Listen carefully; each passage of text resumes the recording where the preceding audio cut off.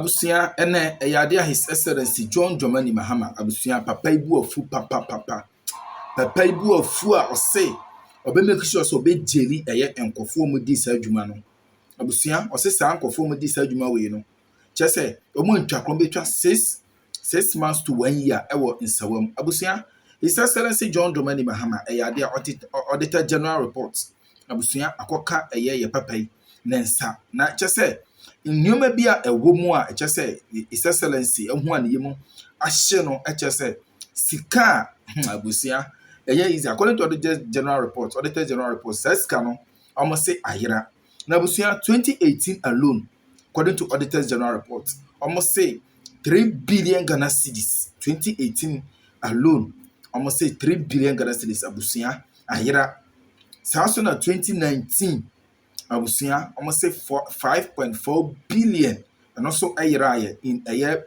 2019 so na by year 2020 abusia chese ababeto ya say 2020 ayade 12.8 billion Ghana cedis and now so chese according to auditor's general report na chese so says no ayira so na by 2021 17.4 billion Ghana cedis abusia yesi ono so ihun ba bia afa ayira so by 2022 15 billion Ghana cedis says no so abusia ayira na His Excellency John Dramani Mahama abusia ni bu afu a chese wa frɛ auditor general afrɛ eye attorney general afrɛ eye chief justice abusia afrɛ other stakeholders a chese enye easy the way His Excellency e dey system way e dey to the papa yi ebu afu o say we chese obedieli nkofo abusia na oba eye 2023 a chese 8.7 billion Ghana cedis according to auditor general report 2023 8.7 billion and also abusia ayira na 2024 the abusia chese ono de enye easy 18.4 billion abusia and some about 2024 18.4 billion also ayira na okasa ska we na ebomu abusia enye ska kuma na His Excellency John Dramani Mahama chira saska we ani no mo se ayira abusia dwuma betumi adi ama eyo my Ghana no enye easy na chese enye wanwa say ye papa is the former president eba Aponte can say Ghana yetisika so na so comedy abusia papa ibu ye be papa na chese Ghana for ya ase na ekoto aba edema papa na abusia papa nkofo no mo ebe ye adwuma from 2017 to 2024 de nyame nim no kwani abusia menim nya abesi aka no enye easy yenti esema His Excellency John Dramani Mahama dia to dia chese osesa nkofo we mu die chese on form boni encho mo chese on be ko insawam wan twa bi kwa na nya 6 months anasa 1 year yenti esema papa ya de to dia masisia ya da se John Dramani Mahama is meeting with the Chief Justice, the Attorney General, and other key stakeholders over what he describes as a final solution to the canker of public fund mismanagement often captured in the Auditor General's report. Now, over the years, these findings have been replete with cases of financial impropriety leading to billions of cedis in losses. Speaking at the 12th Annual Conference of Chairpersons of Governing Bodies and Councils, Chief Directors and Chief Executive Officers, as organized by the Public Services Commission, the President stressed the need to curb the persistent drain on the public purse by public officials and to ensure the swift prosecution of individuals implicated in such report. But before we hear from the President, let's look at the report and get a bit more in terms of the details from the latest Auditor General's report, and one which understandably has courted quite the disaffection from a lot of you as we've been watching some of the proceedings live on television, and now having the President as well speak to it and raise the concern. This is what we know as in terms of some of the figures, in terms of misappropriation amongst many other things. And so on reported total irregularities as at, say, 2018, we're looking in the excess of 3 billion cedis for 2018 alone. If we go to 2019, that's 5.4 billion Ghana cedis. 2020, you see it's in an upward trajectory actually. So we move from what, 5.4 to 12.8 billion Ghana cedis. And then we've moved on to 17.4 billion Ghana cedis for the year 2021. We see a slight drop in 2022, 15 billion cedis. And then another decline again, 8.7 billion cedis. And then for the year 2024, perhaps the highest in all of the years we're looking at, 18.4 billion cedis. And these and more are the basis for the concern that has been raised by the president, asking for this meeting for a final solution. Before we have a conversation on this, let's listen to the president and exactly what he had to say. It's not even direct to the president. Our reports go to the PA.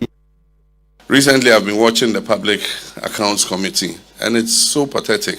You know, why must we every year congregate at the Public Accounts Committee, and then you hear all kinds of atrocious, things. I mean, recklessness with public funds and resources. And so I have a meeting on Thursday with the Chief Justice, the Attorney General, and others to find a final solution to this Auditor General's report. That persons who are found guilty of infractions or do not follow due procedure or lead to loss of public resources, we must have a fast-track process to Nsawam,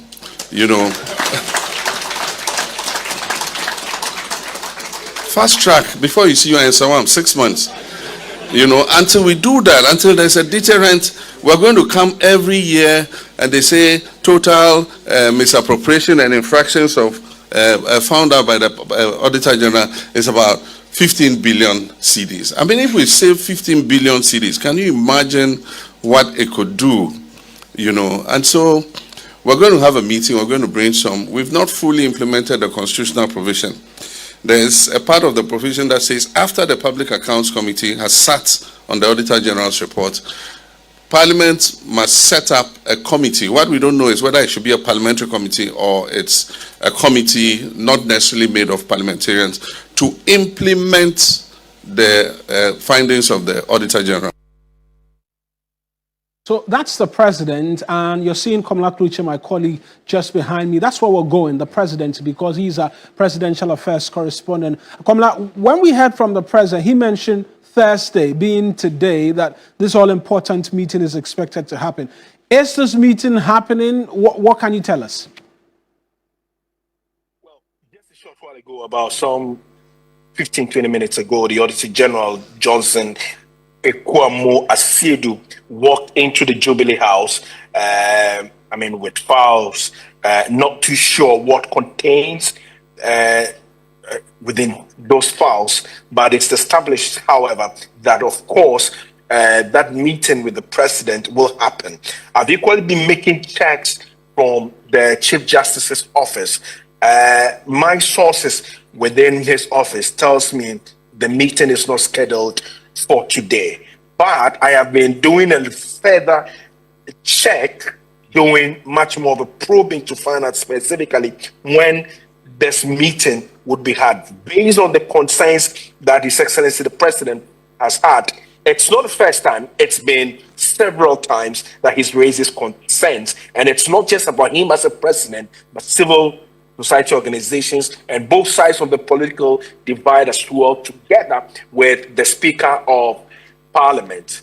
Mr. Johnson Ekwamo Asiedu spoke with me in an exclusive interview where he says, first off, confirming the meeting, which has been scheduled for the 20th, and he also expressed his support for the stance that the president has taken, especially with the issue about where the president said it should be quick, the road should be clear for people who engage in this financial irregularities to head towards Nsawam. Let's listen to that interview that he spoke to me. Direct to the president.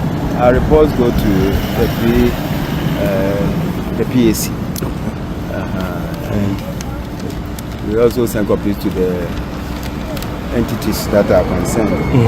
It's been a challenge for a long time. It's been a challenge for a long time. And I think the president has stepped in, as the head of state, just to take action. Yeah. Instead of just talking. Now, I believe that he wants action taken, not just writing a report and then the following year you go and write the same reports. So I think it's a right decision. What format is this meeting likely to take between the president, yourself, the AG, and the Chief Justice? I will not know the whole content because the convener is His Excellency, the President. But what I know is that we want to find a lasting solution to this annual canker. Every year we produce, no action is taken. But I believe that the President is desirous of bringing this canker to an end. And when is the meeting scheduled? Has his office reached out to you yet? And when that meeting will be? I'm told that the meeting will be on the 20th. On the 20th of this month. Okay, all right. To the extent that the president said, there should be some expedited action with respect to the journey to Insawam with people who have had these infractions. What's your take on that? No, our laws establish the punishment for every offense.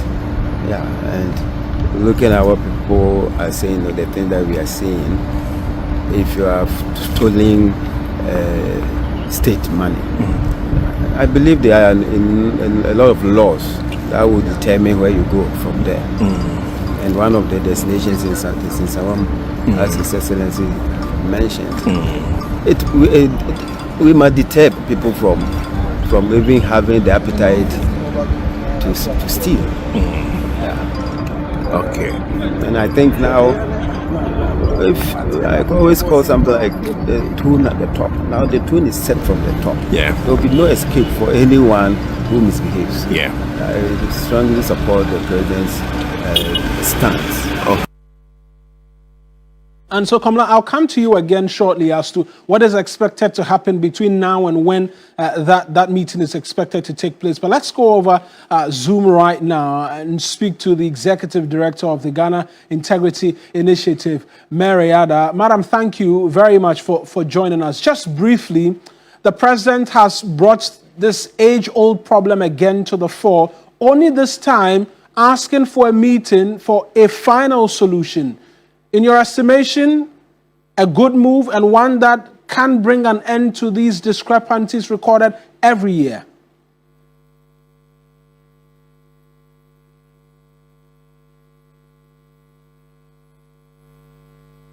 Hello, madam. If you can hear us, I'm asking what you make of the President's decision to meet the Attorney General, the Chief Justice, and the Auditor General in finding what he terms a final solution to the old age problem of discrepancies in terms of audit reports and financials. And if you could kindly unmute for us as well so we can hear you.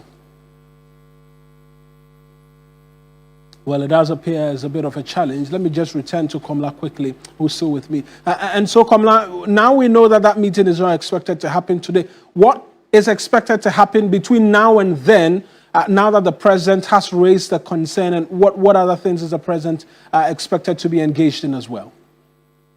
Well, I think once the President has established the point that meeting should be had, further consultations are going to be going on regarding first off, the format it's going to take, and this likely will not be open to the media because this may be not just policy issues, it could be some form of directive as well. We are not too sure, but the engagement may span beyond these three individuals, but key of them, we must note that to the extent that the Auditor General himself, who is the author of the report, should be in that meeting, the Attorney General, who is the President's chief legal advisor or the state's legal advisor, so to speak, and also the Chief Justice who heads the court. It tells you the direction where the president wants to go. It does not want to countenance, the irregularities that are involved. To the extent that 15 billion cedis is lost annually, it's a lot of money, and like he did refer to it, it's a lot that can do much for the country. That his determination, as he posits, is to the effect that this should be brought, to the barest minimum or be done away with, so people are able to stick to the rules of the game, where they will be much more responsible when state funds get into their hands. Kamala, thank you very much for those details. That's Kamala Kluche, my colleague. But let's try one more time speak to Marietta, who's Executive Director of the Ghana Integrity Initiative. Madam, I appreciate you joining us again. This final solution meeting, if we can term it that, what are the concrete actions, reforms you'll be expecting to see after this meeting scheduled for a lot later this month?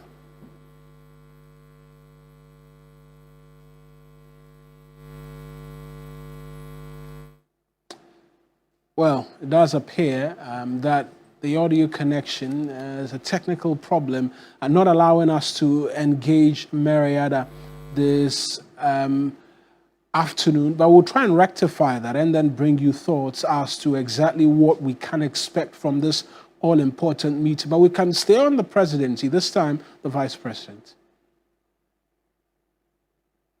Well, we'll take you straight to Brussels, where this afternoon, Vice President Nana Jane Opoku-Agyeman joins other world and business leaders at the Global Gateway Forum in Brussels to kickstart discussions on how to strategize global investments and partnerships. The European Commission, in line with its Global Gateway investment strategy, and the World Bank Group are deepening their strategic partnership to drive a new generation of connectivity projects.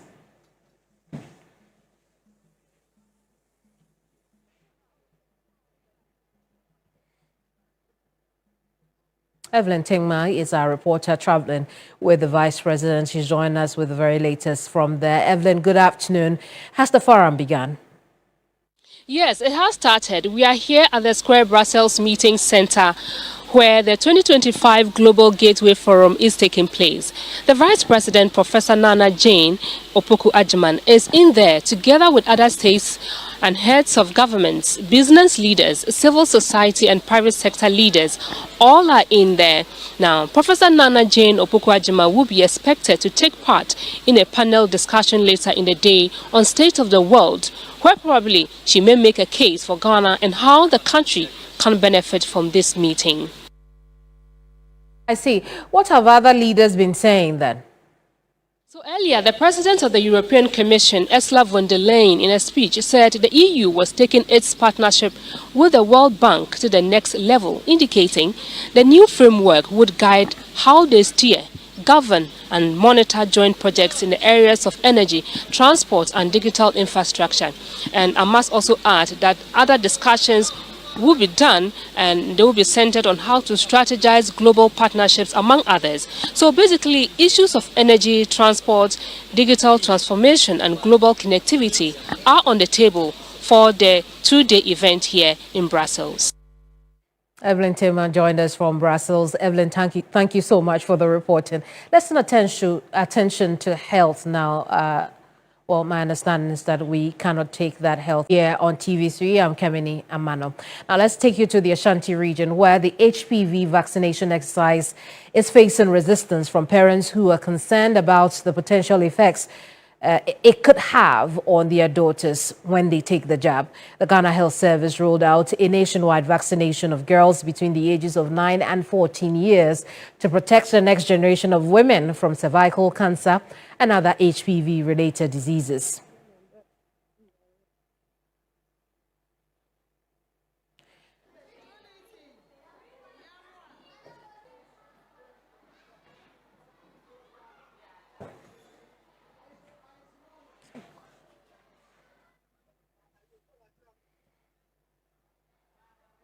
Oh, now let's find out why these parents are worried about the HPV vaccination.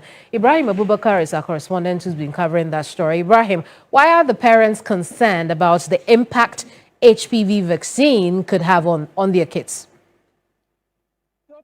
A lot of misconception. People are hearing of this vaccination for the first time, and for that matter, they feel that their children are being used as test trials. Most of them are even unaware that 2013, 2015, there has been a pilot of this vaccination, and also there are also misconceptions about even when you take the vaccination, it is going to affect the fertility of their children. So some of them are resistant. Also, others were also unaware this exercise will be happening because the head teachers failed to communicate that with them, only for them to hear that this kind of exercise is ongoing. So they had to resist it. That was yesterday. Today too, we had others resisting. But eventually, the health authorities have stepped in. They have engaged them. The teachers and the head teachers are also still engaging them to convince them that this is something that is very safe for their work. So gradually we are having the change of mind when it comes to this. So what would you say then is the current vaccination rate in, for instance, the Ashanti Regional Capital, Kumasi? Well, for now, from yesterday to today, we've seen that the acceptance level has started going up, and they are hopeful that by tomorrow, more and more people will be coming to vaccinate. Yesterday, when it started, because it rained in Kumasi, it was very slow. They didn't start, and so they are even looking at extending it to Monday when more people will be coming there to vaccinate or have this jab on them. Let's listen to what the health authorities have been saying with regards to giving assurance to parents on this exercise. Called and we're able to explain what it's all about, and they have agreed. There are few we are still engaging. Some school heads didn't get the information to the parents early enough, so they are now still engaging the parents. Hopefully today and tomorrow we'll be able to cover most of the schools in Kumasi. This is not the first time you are giving this vaccine in the country. A lot of people don't know. People go for it privately. It's available in some private facilities and around that people go and pay money and do. It doesn't cause infertility. It doesn't alter their sexual behavior. So we want to use this platform to allay the fears of all, genuine fears and concerns of all the parents, guardians, and the citizens, that these vaccines are safe, they have been tried and tested. We explained the purpose of the vaccination to the parents. Even during the meeting, 4 parents could attest to the fact that they are actually experiencing cervical cancer, and they advise their colleagues that it's very important that they allow their children to take. And we have seen it. We began yesterday.